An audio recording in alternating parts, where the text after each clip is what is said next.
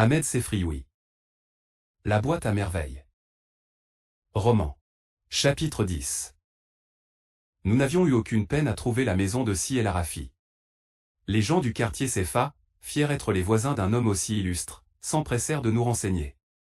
Un enfant de mon âge était offert de nous accompagner. Il nous guida à travers un dédale de rues de plus en plus étroites, des plus en plus sombres, de plus en plus encombrées de tas d'ordures et de chats efflanqués. Nous aboutîmes enfin à une petite place inondée de soleil. Sur cet espace lumineux s'ouvraient les entrées de 2 moulins à eau, de 3 portes de maisons vétustes et une bouche d'égout. Des nuages de poussière et de mouches tournoyaient dans l'air. Diverses odeurs s'y livraient bataille, ordures ménagères, pissadane, cuisine maigre, bains-joints et encens y mêlaient leurs effluves. L'enfant qui nous accompagnait, pointa son index droit vers la porte centrale, fourra l'index gauche dans sa narine et s'en alla sans rien dire. La porte s'ouvrit. Une vieille femme au visage découvert portant sur la tête une corbeille de roseaux sortit. Elle nous dévisagea calmement, hocha la tête. Elle se dirigea vers le boyau noir par lequel nous étions arrivés. Nous nous engageâmes à la queue leu-leu dans le couloir d'entrée. Nous battions le sol du bout de nos babouches avant de poser le pied. Il faisait nuit dans ce couloir. Le pavé en était irrégulier. De temps en temps, ma mère ou Lala Aïcha appelait le prophète à son secours. Elle butait à tour de rôle sur le même obstacle, un pavé mal ajusté, une brique qui traînait là par mégarde. Le couloir tourna à gauche. La lumière du patio nous éblouit. Nous soupirâmes de contentement, un pied de vigne grimpait le long du mur qui nous faisait face. Les feuilles, d'un vert dense, éclataient, sur la blancheur de la chaux qui couvrait tous les murs de la maison. Cette cour respirait une paix monacale, point des pigeons roucoulaient et des tourterelles répondaient dans leur langage. En vain, je cherchais des yeux oiseaux qui nous accueillaient joyeusement. Ils devaient nous épier de leurs cachettes pleines d'ombrides de fraîcheur. Il n'y avait personne dans le patio. Pendant quelques minutes, nous restâmes là, ne sachant à qui nous adresser. Ma mère osa appeler. Aux gens de la maison. Une voix de femme demanda. Qui voulez-vous voir? Ma mère reprit. Aux gens de la maison, est-ce chez vous qu'habite Sidi El Arafi? Nous désirons le consulter. La tête d'une petite fille négroïde surgit d'une lucarne. Des yeux, elle nous indiqua l'escalier qui se trouvait à notre droite. Montez, dit-elle, Sidi El Arafi habite au premier. À peine avions-nous grimpé 3 marches que Lala Aïcha se mit à respirer comme un soufflet de forge. Montez tous les deux, nous conseilla-t-elle, vous m'attendrez sur le palier. Du palier, partaient en tous sens plusieurs couloirs et plusieurs autres escaliers tout aussi usés. Les marches usées ne facilitaient pas la montée. Au bout de l'un des couloirs s'ouvrait la chambre de Sidi El Arafi. Un rideau à grandes bandes jaunes et rouges en défendait l'accès. Lala Aïcha nous rejoignit, suant, s'étouffant, octant des lambeaux de prière et des formules d'appel à la miséricorde divine. Je soulevai le rideau pour laisser passer mes 2 compagnes. Ma mère risqua un œil à l'intérieur de la pièce et demanda. C'est bien ici que demeure Sidi El Arafi? Oui, c'est ici, n'ayez aucune crainte d'approcher, pèlerin que Dieu a envoyé vers nous. Je suis El Arafi, le pauvre aveugle. Je ne refuse jamais de recevoir les hôtes de Dieu. Nous entrâmes, l'un derrière l'autre, abandonnant nos babouches dans le couloir. Lala Aïcha, ponctuant chaque mot d'un profond soupir, déclara. Nous sommes les hôtes de Dieu, ô notre maître. Mais nous sommes aussi tes hôtes. Soyez les bienvenus. Soyez les bienvenus. Et si vous êtes assoiffés, nous avons de l'eau qui rafraîchit le gorge desséchée. Approchez et asseyez-vous. Mes yeux ne peuvent vous voir mais mon cœur me dit que vous êtes des gens de bien. Il y a parmi vous un enfant. Mon oreille perçoit le bruit de ses pas sur la natte. Est-ce une fille ou un garçon? Un garçon, répondit ma mère. S'adressant à moi elle ajouta. Embrasse la main du shérif, mon fils, et demande-lui de te bénir. L'aveugle tendit la main droite dans l'espace et dit. Dieu te bénisse, mon fils. Dieu te bénisse. Viens près de moi. Sa figure rayonnait de bonté. Il avait le visage long et maigre, couleur de pain brûlé. Les globes laiteux qui remplissaient ses orbites ne m'inspiraient aucune frayeur. Je m'avançai. Je mis ma main dans la sienne. Je posai mes lèvres sur ses doigts. Il me sourit et m'attira doucement sur ses genoux. Sa main passa légère sur mon visage. Elle en tâta chaque volume et chaque creux. Elle s'arrêta sur mon front, glissa vers ses oreilles, aboutit à la nuque. Pendant toute cette exploration, il ne cessa de répéter « Que Dieu bénisse ! Que Dieu bénisse !» De saisit un chapelet qui se trouvait à portée de sa main et me le passa cette fois sur le dos. Tout en procédant à cette cérémonie, il récitait des versets du Coran que je connaissais, mais je les savais imparfaitement. Il s'arrêta enfin et me dit « Tu dois savoir le verset du trône, récite-le souvent, il te protégera contre toutes les mauvaises influences. » Sidi El Arafi portait une chemise de cotonnade très ample. Sur sa tête était juché un bonnet de laine tricoté qui avait certainement rétréci au lavage. Après lui avoir embrassé, encore une fois, la main, j'allais m'asseoir quelques pas plus loin. Sa femme vint à son tour nous souhaiter la bienvenue. Elle nous offrit de l'eau très fraîche qu'elle versait d'une écruche en terre cuite. J'avais l'impression d'avoir déjà vu cette femme. Peut-être au bain mort. Elle avait une peau café au lait, plus café que lait. Elle parlait avec l'accent du tafil à lait. Les gestes étaient menus et pleins de grâce. Je me souviens encore de son visage aux yeux très rapprochés, au nez minuscule, mais aux lèvres généreuses. Je revois aussi ses dents, frottées à l'écorce de noyer, des dents larges, solidement enfoncées dans la chair couleur de date tire-gencive. Sidi El Arafi ne nageait certes pas dans l'opulence. Les matelas reposaient sur une natte de jonc. La natte, d'un jaune brun, ne résisterait pas longtemps encore à la décrépitude. Les couvertures de cretonne, très propres, souffraient de vieillesse. Il y avait une étagère au mur. Au-dessus trônait, solitaire, un sucrier en fer blanc peint en rouge orné de dessins à l'encre d'or, à moitié effacé. La djellaba de Sidi El Arafi pendait à la tête du lit. Sidi El Arafi demanda à sa femme de lui apporter son panier. Ma mère, Lala Aïcha et moi restions silencieux. Il allait se passer quelque événement d'importance. Je le sentais. Une vague d'inquiétude me submergea. Je frémissais aussi de curiosité. La femme de Sidi El Arafi posa devant son mari un panier rond en sparterie surmonté d'un grand couvercle conique. L'aveugle tendit le bras, rencontra le couvercle et le souleva lentement. Je tendis le cou point j'avais vaguement peur. Je m'attendais à voir surgir un monstre hideux, peut-être un nuage de fumée qui serait transformé sous nos yeux en un démon prêt à satisfaire nos moindres caprices. Le panier ne contenait rien de semblable. Il dégageait une douce odeur de bain-joint et d'encens. Je regardais de plus près les objets que la main de Sidi El Arafi s'apprêtait à prendre. Je souris. Le panier de Sidi El Arafi rappelait ma boîte à merveille. Il connaissait le secret. Bien sûr, tout le monde disait qu'il était très savant. Un vrai savant doit nécessairement posséder une boîte à merveille. Je comprenais maintenant. Malgré sa cécité, il était gai et de caractère paisible. Il ne voyait pas le soleil, les fleurs et les oiseaux, mais sa nuit s'animait parfois de la joie des personnages que chaque objet de son panier pouvait évoquer. Je tendis moi aussi la main pour toucher les menus objets. Un regard de ma mère y arrêta mon geste. Sidi El Arafi récita à voix basse une longue prière. La main, les doigts écartés, planait sur le contenu du panier comme un oiseau qui s'apprête à se poser dans son nid. Il s'arrêta et s'adressant à nous il dit « Ne vous attendez pas à ce que je vous dévoile l'avenir. L'avenir appartient à Dieu, l'Omnipotent. Ces coquillages et ces amulettes m'aident à sentir vos peines, vous rapprochent de mon cœur. Quand je vous parlerai, c'est mon cœur que vous entendrez. Sidi Mohamed, n'est-ce pas là le nom de l'enfant qui vous accompagne ? » Oui, répondit ma mère d'une voix timide. Le voyant reprit. Sidi Mohamed sait que c'est vrai ce que je vous dis. Un enfant pur fait partie encore des légions angéliques, ces êtres de lumière. La vérité étant lumière ne peut lui échapper. Approche, Sidi Mohamed, plonge ta main dans ce panier et saisis un objet sans le voir. Je suivis à la lettre ce qu'il m'ordonna de faire. Une boule de verre, de la grosseur d'un œuf, se logea dans le creux de ma main. Elle était agréable au toucher et d'une couleur aquatique. Je la regardais avant de la lui remettre. Dans sa masse transparente brillait une grosse bulle d'air. De minuscules satellites menaient une ronde autour de cet astre.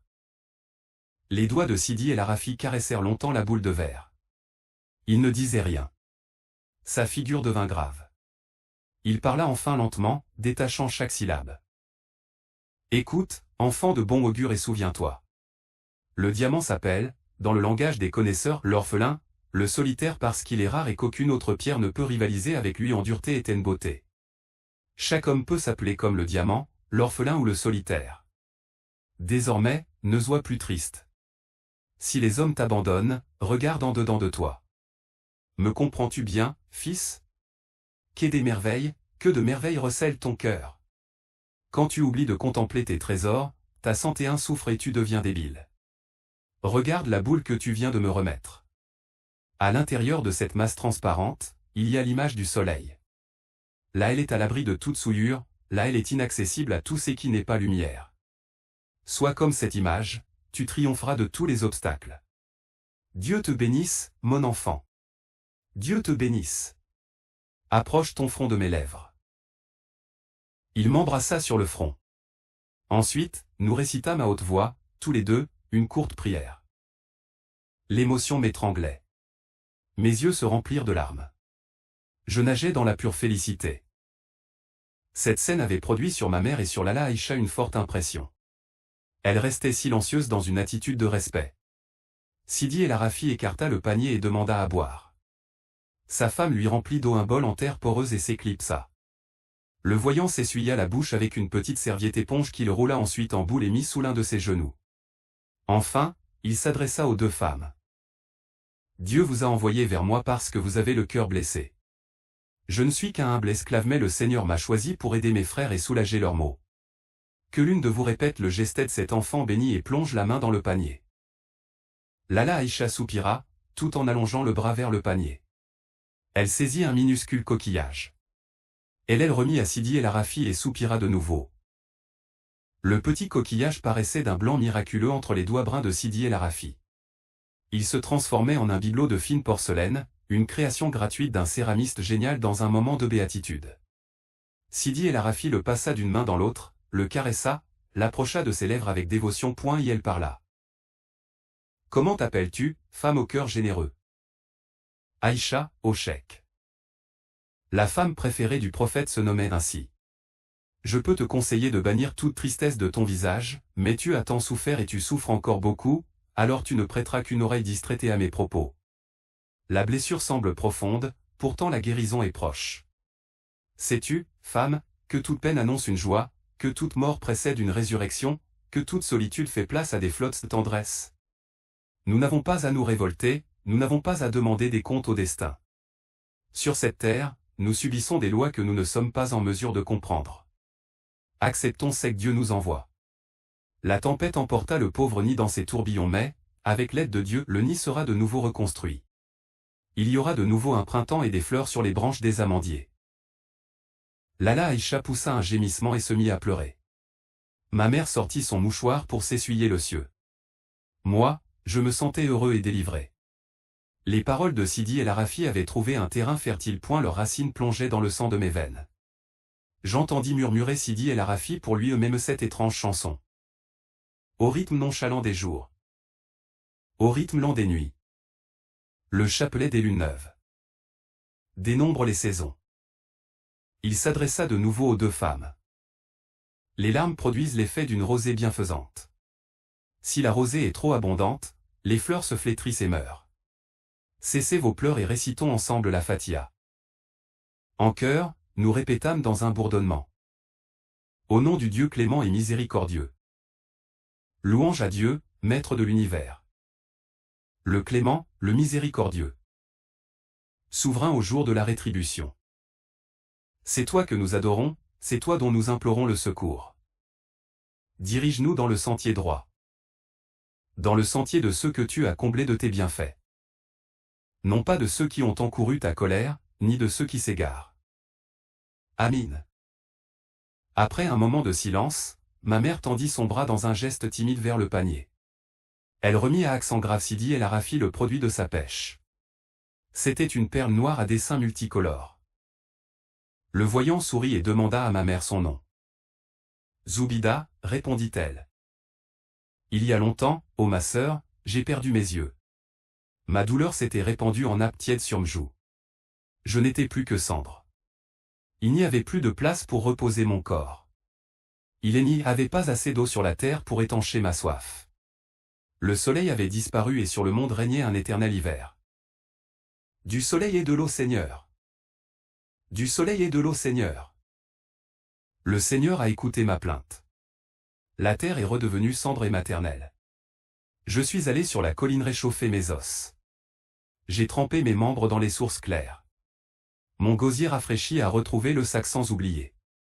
0 million sœurs, garde-toi de ne voir que malheur là où s'exprime la volonté de Dieu.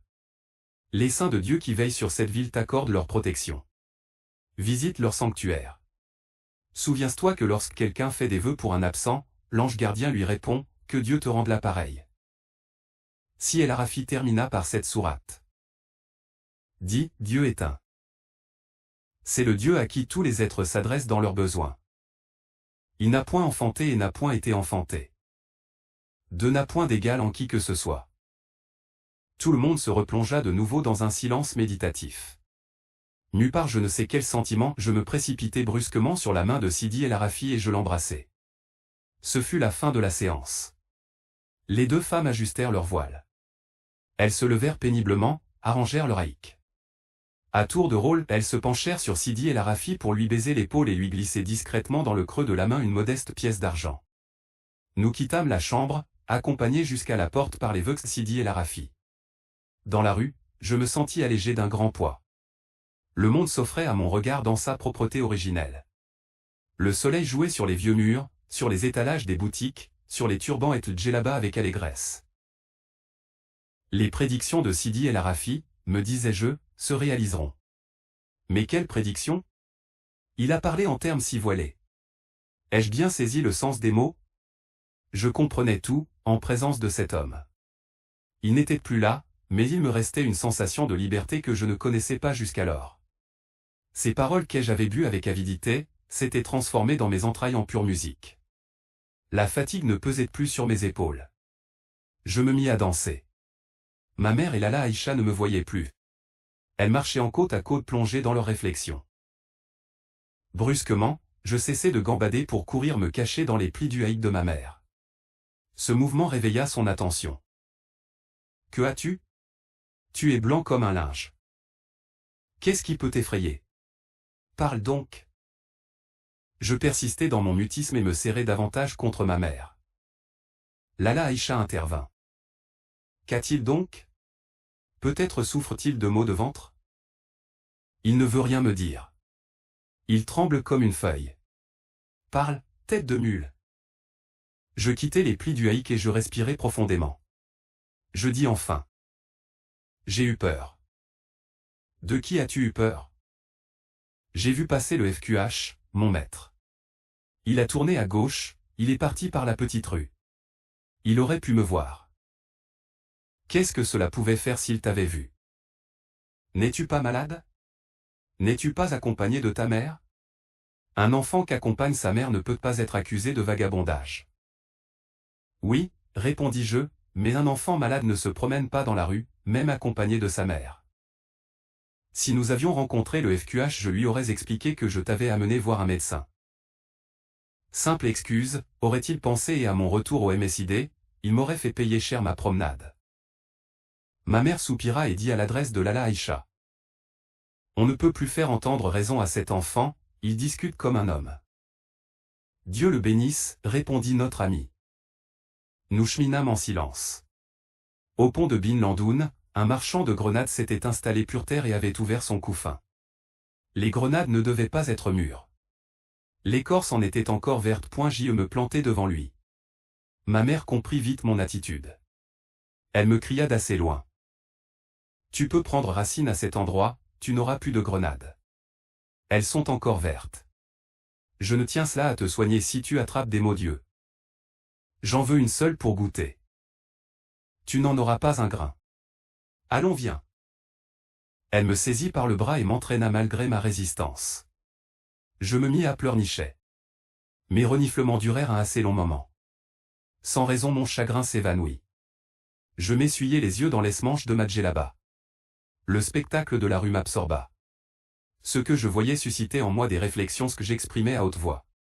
Je jacassai sans interruption jusqu'à la maison. Ma mère ne souffla mot à nos voisines de la visite que nous avions faite à Sidi El Arafi. Nous habissions avec une chouafa. Normalement, ma mère aurait dû la consulter en premier lieu. Mais elle n'avait aucune confiance en ses talents. J'étais tacitement de son avis. Les pratiques de Kanza, la principale locataire, relevaient du domaine démoniaque. Elles étaient compliquées, exigeaient une mise en scène, entraînaient un tas de multiples dépenses. Nous n'étions pas assez riches pour nous permettre de gaspiller de l'argent à nous procurer des parfums agréables aux narines des djinns. Ajoutez à toutes ces considérations la méfiance des mamères, la peur de voir ces pauvres secrets divulgués. Personne dans la maison n'ignorait notre situation. Ma mère, pourtant, s'imaginait le contraire. Elle raconta que nous nous étions rendus avec Lala Aïcha dans un quartier éloigné de la ville. Elle ne pouvait pas ne rien raconter, mais elle évita toute indiscrétion. En prétendant que nous étions partis faire un pèlerinage au sanctuaire de la ville. Ma santé l'exigeait. Les remèdes humains restent inefficaces s'ils ne sont pas sanctifiés par les effluves spirituels des hommes de Dieu. Le lendemain de notre sortie avec Lala Aïcha, ma mère me fit part de son intention de me garder à la maison durant toute l'absence de mon père. Elle invoqua 2 solides raisons. La première, je n'étais plus qu'un paquet d'os et mon teint rappelait l'écorce de grenade. La seconde, ma mère se sentait de plus en plus seule, ma présence lui faisait oublier ses malheurs. Autant pour se distraire que pour attendrir les saints de la ville sur notre sort, ma mère décida de m'emmener chaque semaine prier sous la coupole d'un saint. Notre ville foisonne de tombes qui abritent les restes de Chorfa, de chefs de confrérie, de pieux législateurs auxquels la foi populaire reconnaît le pouvoir. Chaque santon a son jour de visite particulier, le lundi pour Sidi Ahmed Ben Yahya, le mardi pour Sidi Ali Diab, le mercredi pour Sidi Ali Bougaleb, etc. Tout cela, je le savais, tout le monde le savait. Nous trouvions simple, naturel, harmonieux, parfaitement sage ce que nos ancêtres avaient établi.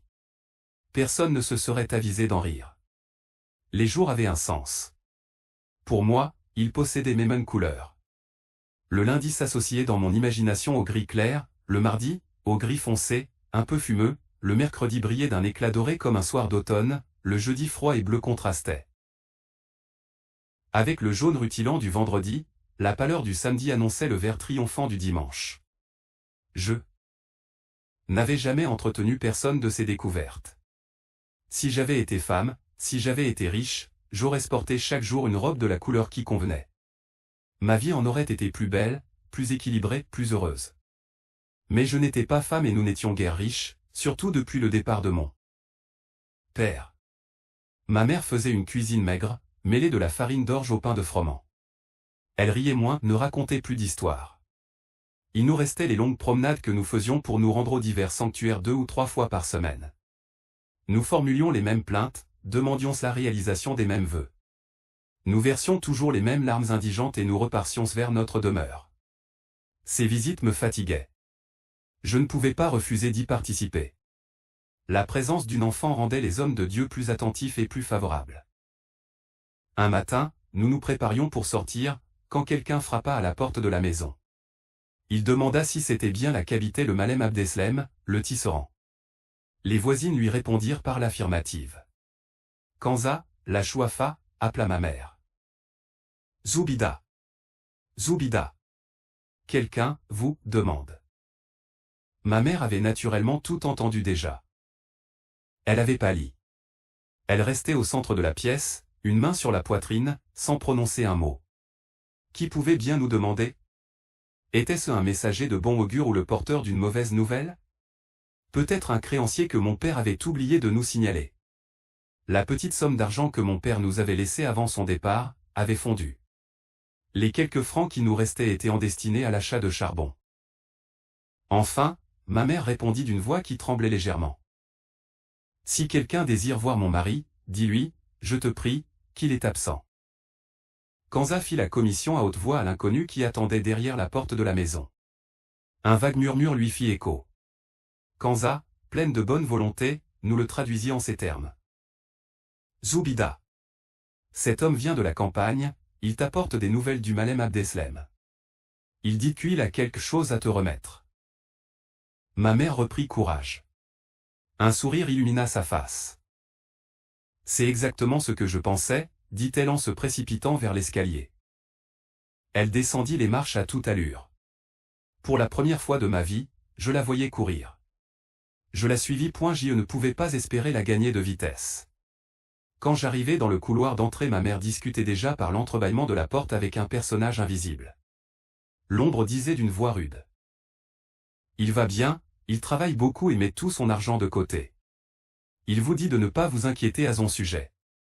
Il m'a donné ceci pour vous. Je ne voyais pas ce qu'il remettait à ma mère par la fente de la porte.